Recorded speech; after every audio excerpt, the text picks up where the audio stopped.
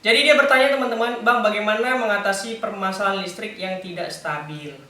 Jadi teman-teman, aku mau ceritakan dulu sedikit apa perbedaan yang banyak sekali teman-teman kita yang nggak paham nih mengenai apa bedanya voltase, apa bedanya watt listrik. Kadang saya bercerita sama konsumen gini, Bu, kulkasnya kenapa nggak dingin? Kata PLN, kata teman kurang voltase, padahal aku 1300 deh.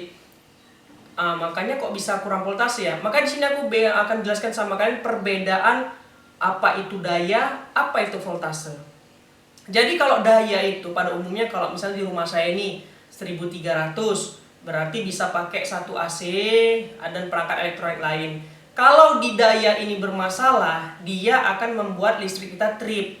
Contoh misalnya listrik kalian itu 900 watt. Kalian pakai AC 1 PK yang udah 900 watt, belum lagi hidup perangkat-perangkat lain seperti kulkas, TV, dispenser, kan otomatis wattnya melebihi dari kapasitas yang ada di rumah. Itu yang menyebabkan listrik kita trip. Itu permasalahannya di daya. Itu ya garis bawah ya, itu daya. Yang kita bahas saat ini bukan daya, teman-teman, tapi voltase. Voltase listrik itu adalah misalnya kabel listrik instalasi rumah kita ini kan sebuah kabel. Dia terdiri dari muatan elektron, muatan listrik di dalamnya. Nah, apa yang menyebabkan muatan listrik ini terganggu?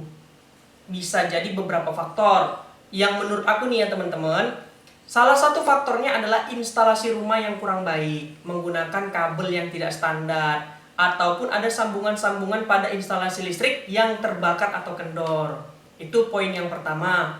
Poin yang kedua menurutku yang sering aku dapati di lapangan, posisi rumah kita itu berada daerah pedalaman. Jadi antara tiang utama ke tiang dalam udah banyak dipakai oleh konsumen.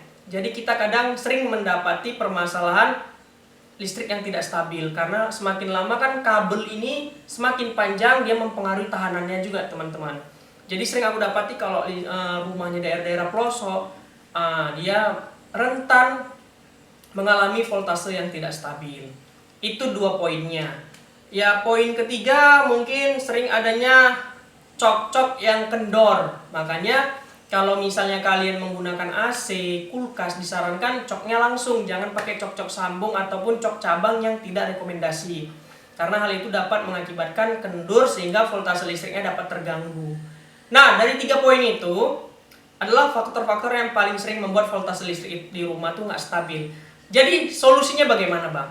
Nah, solusinya bisa kalian panggil tukang listrik untuk cek instalasi rumah kalian. Tapi kalau memang tidak ada masalah di rumah kalian untuk instalasi listriknya, berarti kan ada masalah dari instalasi luar. Nah, solusi dari aku, kalian bisa menggunakan stabilizer, teman-teman. Nah, stabilizer itu seperti apa, Bang? Sering kita jumpain di perkantoran itu sering diletakkan di atas pintu masuknya, yang ada jarum-jarum yang ada muatan nanti berapa volt, berapa ampere. Nah, kalian bisa pakai stabilizer ya teman-teman. Nanti akan kutunjukkan juga foto stabilizer itu seperti apa. Dan masangnya itu cukup mudah teman-teman.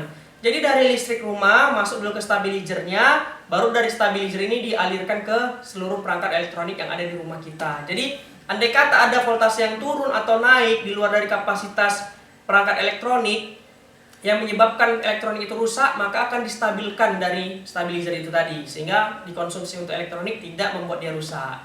Jadi itu teman-teman, sedikit banyaknya yang saya sampaikan ini bisa bermanfaat untuk kalian. Singkat, jelas, dan padat perbedaan voltase dengan daya. Kenapa aku paparkan dulu? Agar kalian tidak istilahnya gambling.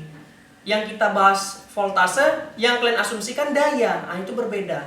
Daya seperti yang saya bilang tadi adalah sebuah kapasitas beban.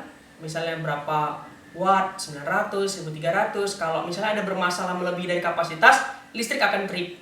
Tapi kalau voltase itu adalah muatan elektron yang ada pada sebuah kabel, yang dimana standar PLN kita adalah 220 volt AC. Kadang kalau instalasi ini bermasalah, bisa muatannya itu berkurang jadi 130, 150, yang mengakibatkan elektronik kita bisa rusak. Oke, mungkin itu saja teman-teman yang dapat saya sampaikan. Lebih dan kurangnya mohon maaf. Semoga video ini bermanfaat, dan besar harapanku kalian jangan lupa untuk support channel aku dengan like, comment, dan subscribe. Oke, sampai jumpa di video selanjutnya. Dadah!